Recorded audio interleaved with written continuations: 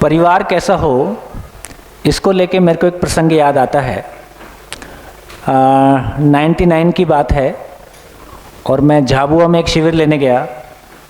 तो शाम को एक बुज़ुर्ग महिला ने अपने घर में बुलाया और उसने मेरे से घर में बुलाया, मतलब समस्याओं पे ही बात करनी है।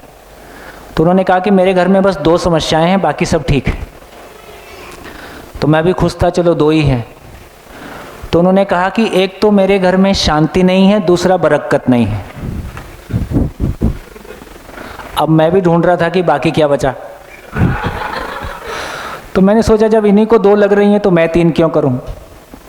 तो मैंने कहा चलो किसी एक पे बात कर लेते हैं। तो उन्होंने कहा कि मेरा बेटा है वो बहुत आस्तिक है। बेटे के साथ मैं 2 दिन पहले घूम के ही आया था।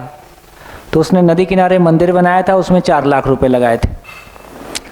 तो उसको लेके माँ को पीड़ा थी कि 4 लाख रुपए घर में यूज़ होते तो काम आते।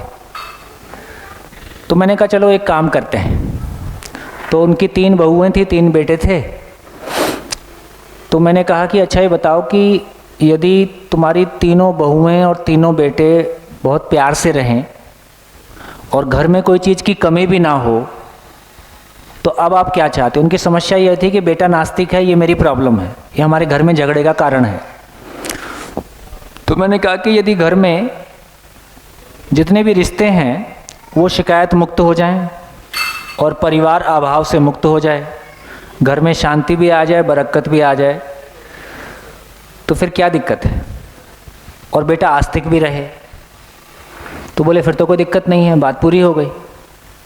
तो कुछ देर बाद मैंने उनसे पूछा, यदि ऐसा, वो जैन परिवार था, मैंने कहा कि ऐसा सिख होने से होता हो। थोड़ी देर सोच के बोली चलेगा।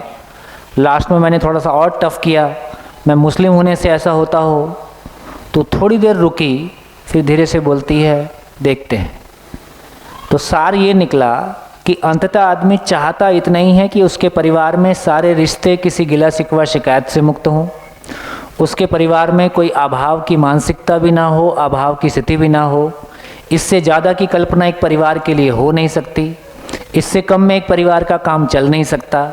तो एक परिवार की हम बात करें तो एक परिवार गिला शिकवा शिकायत से मुक्त हो, अभाव से मुक्त हो, वो समाधान से युक्त हो, वो समृद्धि से पूर्ण हो, एक ऐसा परिवार ही भरा पूरा परिवार हो सकता है।